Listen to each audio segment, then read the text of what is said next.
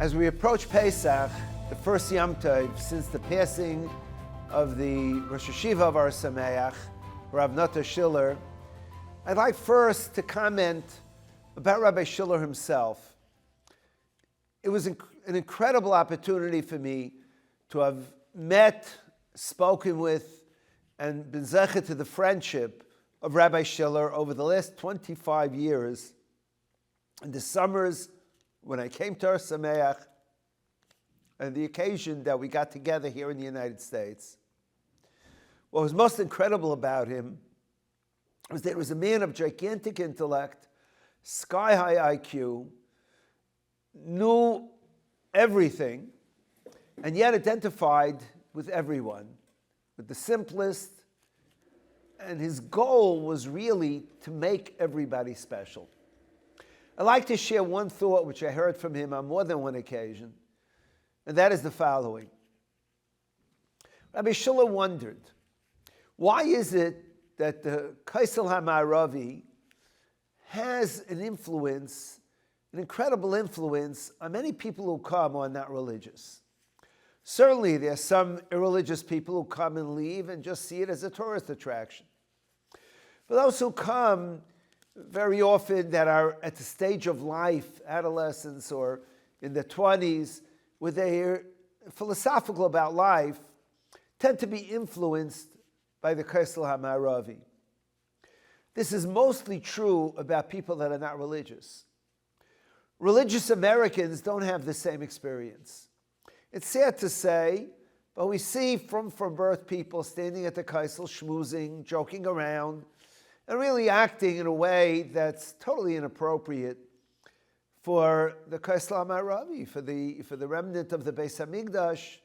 It really makes very little sense. My own Rabbi, Rabbi Abraham Palm, was very disturbed by his visit to the Kosel.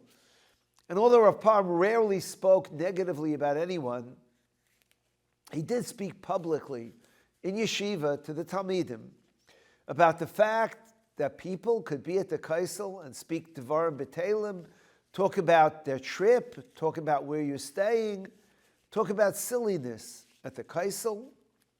He could not understand it. Rav Schiller philosophized about this. He was thinking about, why is it that way? Why is it that people who are not religious are more often influenced by a visit to the Kosel than people who are from birth? And he suggested, I believe in the name of an Adam Gadol, I don't recall whom, he suggested the following. Western culture, Western civilization is built on gaiva, built on haughtiness, built on the idea that modern man knows everything, and that religion is for the cavemen, it's for the old-fashioned. And the aside of many of the reasons that people are not religious is an idea of gaiva. It comes from haughtiness. Now, normally, HaKadosh Baruch Hu says, when someone is a bal gaiva, when someone is haughty, God says, I stay away from him. The language of the Gemara is, Ein ani v'hu yechaylim lador b'kfifa achas. HaKadosh Baruch Hu says that when a bal gaiva comes, the Shekhinah leaves. However, at the Kosel, there's a promise. There's a promise that lo'elam lo'izaza Shekhinah me'al Kosel HaMa'aravi. The Shekhinah remains at the Kosel at all times. And therefore, when the Bal Gaiva comes specifically to the Kosel, and he believes in his own greatness, in the greatness of Western civilization, of Western culture, of Western philosophy, of all the theories of how the world came about, and he comes to the Kosel, the Shekhinah is there, and he encounters a sense of holiness. His neshama knows it, his spirit knows it. And it humbles the gaiva in the person. It humbles the certainty a person has that we're all products of accidental big bangs and other silliness. And such a person looks into himself. So when the sin is gaiva, when the distraction is gaiva, the Kosel influences a person. What are the distractions from people in the 21st century. One is it that pulls a person away from davening properly, or learning properly, or being careful in mitzvahs. It's not gaiva. It really is a certain emptiness, a certain, call it a taiva, but it's less than taiva. It's a certain desire to be lazy, to be laid back, to not care much about the significance of a person's action. And that is the distraction for Americans, American from Yidden. The distraction is the emptiness. We see the emptiness. You go to many of the fancy stores, many of the fancy homes. You see a religious man being busy with the silliness of fancy tiles, of fancy carpeting, fancy cars, and fancy types of food. It's all an emptiness. It gives a person no satisfaction, no joy. It's emptiness. So Rav Schiller, a person whose taiva is emptiness, who comes to the Kosel, still runs on empty. Still runs on empty. There's no antidote for emptiness. Emptiness is nothingness. This was Rav Schiller's idea. And with that, he bemoaned the emptiness, the taiva for laziness of Americans, of American Jewry, and the direction in which we're going, which is really to be busy with a lot of silly, absurd things. At the Pesach Seder, we are commanded to eat matzah, and we eat shmura matzah. Specifically at the Seder, we have shmura matzah. Question: what is shmura matzah? What does shmura mean? Shmura means ushmertem es hamatzah. You're careful to watch the matzahs. To watch them for what? That they don't become chametz. Question: the matzahs are not allowed to be chametz all Pesach long. The matzah has to be shomor, that it's not chametz. What is special about the Pesach Seder? What is unique about the Pesach Seder that we say the matzahs have to be shmurais there specifically? The Meshech Chochmah in Sefer Devarim says an incredible thing. He says there are times that a human being is an onus. The word onus is a legal term. An onus is someone who is guiltless, who for one reason or another may violate an aveira or may fail to do a mitzvah because he's onus. Onus Rachmana Patre. We have a Kabbalah. And someone who's an onus is not held guilty for what he did. For example, if someone points a gun to a human being, God forbid, and he tells him, eat non-kosher food, wear shatnez. He tells him to do an aveira. He's commanded to better eat the treif, wear the shatnez, than give up his life. Says the Meshech Chochmah, the language of the Yerushalmi is unsa command of it. If you do something ba'inus, it's as if you didn't do it. So if a person does an aveira ba'inus, he ate chazer, he wore shadis, it's as if he didn't do it. Unsa command the loy of it amrinan. Unsa command of it loy amrinan.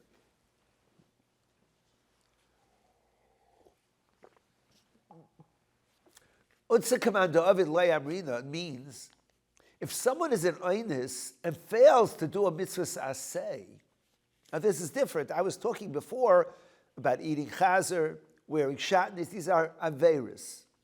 Someone does an aveira by this, it's like he didn't do it. The slate is wiped clean. What about if someone points a gun at someone and tells this Jew, don't shake a lulav on Sukkot? Tells him, don't listen to shofar on Rosh Hashanah. It's not as if he heard the shofar. It's not as if he shook the lulav. Now, he's not punished for failing to hear the shofar or shake the lulav, but he's still missing the mitzvah saseh. He still doesn't have it. He still has a loss. Unsa commanda lo yavid. An aveira that a person did, it's like he didn't do it. Amrinan, that we say. Unse command David, there's a big difference, a fundamental difference between failing to do a mitzvah saseh, which is a loss for eternity, and doing an aveira ba'inus. Says the Meshech Chachma, very geschmack. On the first night of Pesach, eating matzah is a mitzvah saseh. The rest of Pesach, it's a loy saseh. There's a lav. You're not allowed to eat chametz. Therefore, we're allowed to rely on the normal way that things run. In other words, a person takes flour and water, and he makes matzah, and it's less than 18 minutes. He's allowed to rely that matzah is Pesachdik, even if he didn't make it for Pesach. If he has a machine or he by hand makes matzah during the year. If the rules are followed, that's fine. Leil Pesach, it would be the same thing. But Leil Pesach, there's very little margin for error. What do I mean? The rest of Pesach, what will happen? He relies on the normal process of baking. He relies on the normal process of baking. He's an Eagerness if he ate chametz. He didn't have to suspect that it's chametz. Unsa command the loy of it. There's no Einish. When it comes to a mitzvah saseh, the first night of Pesach, there's no room for error. Even if you're an Eagerness, there's no punishment for an Eagerness who fails to do a mitzvah. But you're missing the mitzvah. You didn't eat matzah. So that, when it comes to a mitzvah saseh, the margin for error is tiny. And therefore, you need shmirah the very first night. Another example, the Meshech Chachma says, is that even though there are shitas, which he quotes from the Mechilta, that a person is obligated to check his mezuzahs min ha-Torah. He is obligated to check. He doesn't rely on chazakas. But to check the treifus of an animal, rive animals are not treif. You're not obligated to check. So Rabbi Yaakov asks, what's the difference? If you have to check your mezuzah, you don't want to do an aveira, check your treifus, you shouldn't do an aveira. Answers the Meshech Chachma beautifully. You're allowed to rely on chazaka. Worst case scenario, a person, God forbid, ate treifa. He's an Eagerness. He relied on the rules of the Torah. It's like he didn't do the Aveir. But by mezuzah, there's no margin for error. If you're an Eagerness and you don't have the mezuzah, you may not be punished for that. But we don't say an Eagerness is like someone did it. You have to make sure that you do it. You have to make sure that you do it properly. That's the lesson of the Shmura Matzah. The lesson of a Shmura Matzah is that when it comes to a mitzvah saseh, a person must be absolutely careful. There's no margin of error for missing a mitzvah saseh. Returning to Rav Schiller's Yisayid, Rav Schiller bemoaned the emptiness that's the Yetzer Hara of many of us here in America. Many of us are comfortable in our frumkeit and not eager. We don't have that eagerness to excel. What happens? A person oversleeps about Kriya Shema. Could it be? Could it be that a religious Jew oversleeps about Kriya Shema? He's missing a mitzvah saseh. There's no margin of error for missing a mitzvah saseh. There's no Eagerness for missing a mitzvah saseh. If you miss a mitzvah saseh, it's forever lost. How can a person from emptiness fail in that? A person who doesn't take his time to sit and learn. A person who retires and sits in the sun. He's missing the mitzvah saseh of learning. He'll say, well, I wasn't raised in a way that encourages me to do it. It's difficult for me. I'm tired. A mitzvah saseh? To be an Eved Hashem? You're too tired? What are retirement years for? Retirement years are for sitting in the sun and getting ready for the heat of a certain place after May of Esrim? No. It's for preparing And that inherent emptiness that Americans have, it's something that Rav Schiller bemoaned in the sense that the Baalei Tshuva they don't have the emptiness. They have a certain gaiva, they have to be convinced, and they'll engage with you to talk about Yiddishkeit. But the Frum Yid won't engage with you. He's relaxed, he's comfortable. He's comfortable in his what? In his emptiness. Night is a time of laziness. It's a time of sleep. It's a time of inactivity. Virtually every mitzvah saseh in the Torah is a daytime mitzvah. Day is a time of action. Night is not. Shofar, lulav, these are day mitzvahs. Pesach night is different. Pesach night is a night of mitzvahs. It's a time to awaken a person from his slumber. To say, no, this is the time that we're eager to do. And that's the Pesach Seder. We're eager to speak Divrei Torah. We're eager to talk about Avodas Hashem. We're eager to think about Yetzias Mitzrayim, and that God has selected Klal Yisrael and chose Klal Yisrael and took us to Har Sinai. It's the one night that we shake off that laziness. We shake off that lethargic attitude, and we do what we have to do.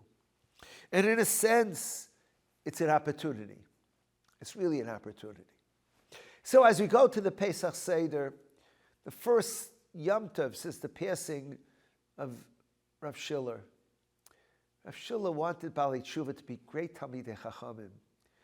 He wanted to harness them to become people who learn and know. I remember meeting a young man in Ohr Somayach who was from Chile. He came from a place with little background. He knew Hebrew. He came from a Sephardic family where even those who are not religious learned Hebrew. But he had very little knowledge. He told me he was the youngest in his family. His father said, go to Eretz Yisrael. Find out exactly what it means that we're Jewish. And I met this young man at the beginning of my trip. And 2.5 weeks later, he had a Gemara with the yellow highlighter, tried to read the Gemara. I couldn't believe it. From almost nothing to try to learn Gemara, he had barely learned Chumash. That was Rav Schiller's dream. You have a thirst, we're going to fill it. And that's what Ohr Somayach is really very special about. There are many kiruv places that have great kedusha. They try to inspire people. And the inspiration is very important. Ohr Somayach tries to make them complete Talmidei Chachamim, complete from a Yid, but without that emptiness, without that sense of laziness, without the lethargic feelings of complacency. We would all do well to become Ohr Somayach Baalei Tshuva. People ask me why. It's already 25 summers consecutively, except the COVID summer, but 25 summers consecutively, I'm in Ohr Somayach for Bein Hazmanim. And I tell people, I'm hoping one day to be a Baal Tshuva. I'm hoping to shake that laziness that's part of the American psyche and to get up and find out that I'm capable of more. That's Rav Nota Schiller's message. You are capable of more. Pesach Seder night, you stay up to midnight, you stay up to 1 a.m., you're capable of staying up and learning and becoming close to HaKadosh Baruch Hu very, very often. Rav Nota, look down, smile at your yeshiva, at your talmidim that are really all over the world. And may them all hear your message, your resounding message. You are capable of more. A good Yom Tov to all. Hi, this is Peretz Baruch Eichler, a proud alumnus of Ohr Somayach. Now what you just watched is one of the many programs that Ohr Somayach provides, leaving its impact on hundreds of thousands with so many more waiting to be reached. Ohr Somayach's central campus in Jerusalem has over 300 students presently learning there. And now you can be a vital part of spreading that bounty of knowledge worldwide by logging on to donate.ohr.edu. We can step up to the plate at this pivotal moment of Ohr Somayach's growth and bring the next generation of Jews home.